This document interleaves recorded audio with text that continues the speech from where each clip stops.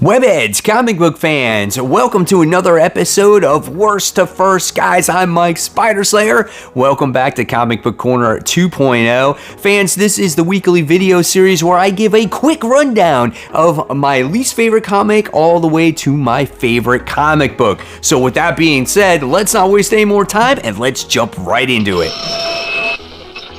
Kicking off this countdown with number 13, we have Golden Rage issue 2. First issue was interesting, second issue quite boring. Didn't like any of the characters, no one stood out, and I don't care about a bunch of old ladies on an island discussing about drinking tea and all their medical issues. Yeah, look like I'm gonna pass on this one. Next on our countdown is Spider-Man Exodus Omega. Yeah, I didn't like this event too much, kind of fell flat for me. We got a bunch of new characters, and in this issue, we got the new character Spider-Woman 2099. Where does the universe go from here? Where does Miles go from here? Well, no one knows, but hopefully something will arise from this. Next on our countdown is Dark Knights of Steel, Tales from the Three Kingdoms, issue 1. This is exactly what you could expect. It is an anthology story telling three tales of our young heroes before the events of Dark Knights of Steel. If you have the extra cash, I did recommend this, but you don't have to buy it to understand what's going on in the main title. I just want the main title back because that one kicks ass.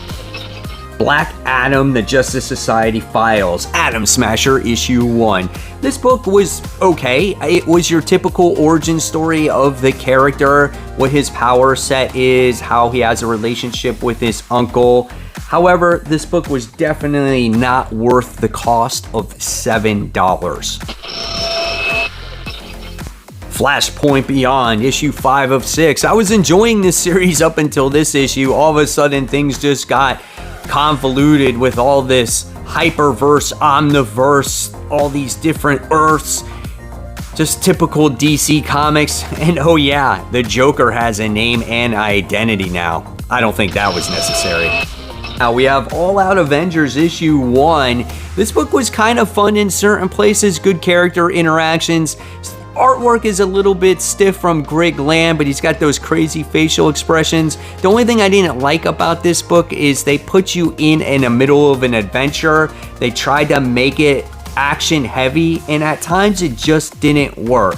However, I will be purchasing issue 2 because it does have Dr. Doom in it, and I want to see a story arc from beginning to end if I will continue reading this book. Wolverine, issue 24, an Axe Judgment Day tie-in. This one was pretty good. It had great artwork, nice action, kind of even tied into the Ten of Swords as Wolverine does battle against Solom. And the Celestial gives Wolverine 24 hours to deem himself worthy. Not quite bad of a story, if I say so myself. Dark Crisis on Infinite Earths, issue 4. You shouldn't read Flashpoint Beyond because that kind of spoils what happens in this comic book. It's probably too late now anyway, but what happens in this book, man, you can expect lots of action.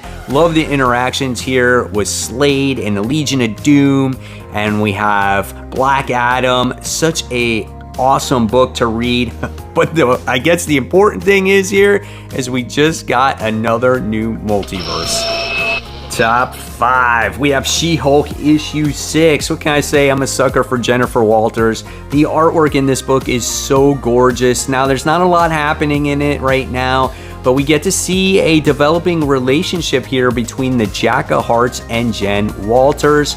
And yeah, Jen Walters just retained the entire island of Krakoa. You want to talk about a score.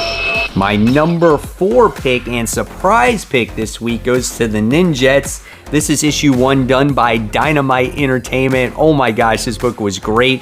It kind of had a little bit of like Squid Games vibe to it, mixed in with maybe some Fortnite, as these girls are dropped off at some remote location, forced to survive.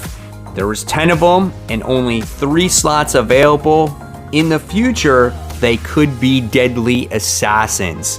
Love this story. This definitely has promise. I definitely recommend this if you have not bought it yet.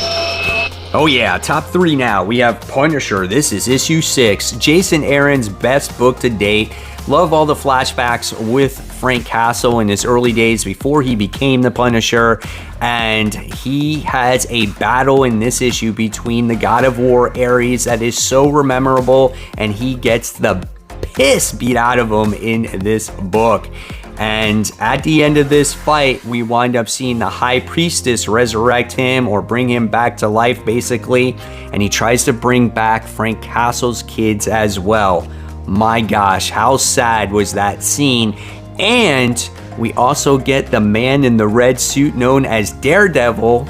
We'll see what happens with that whole thing. Number 2 goes to Ghost Rider issue 6. Ghost Rider is a pretty badass character. Wolverine is in this issue, so he's also a badass character.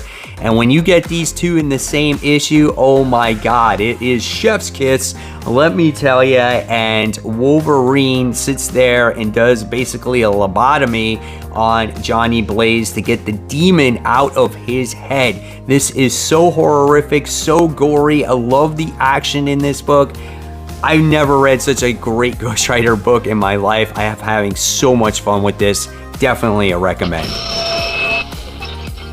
But the number 1 pick of the week for me goes to Batman issue 127 as Batman Zur-En-Rod does battle against Failsafe. And let me just tell you, our heroes basically fail. No matter what they throw at Failsafe, they just cannot make a dent in this thing. It is so awesome to see their backs against the wall. And what does Barbara Gordon do? Well, she calls in Superman. And that was our cliffhanger in this issue. Holy cow, guys, I cannot wait to see what happens in issue 128. And let me just tell you, the artwork by Jorge Jimenez has been stellar.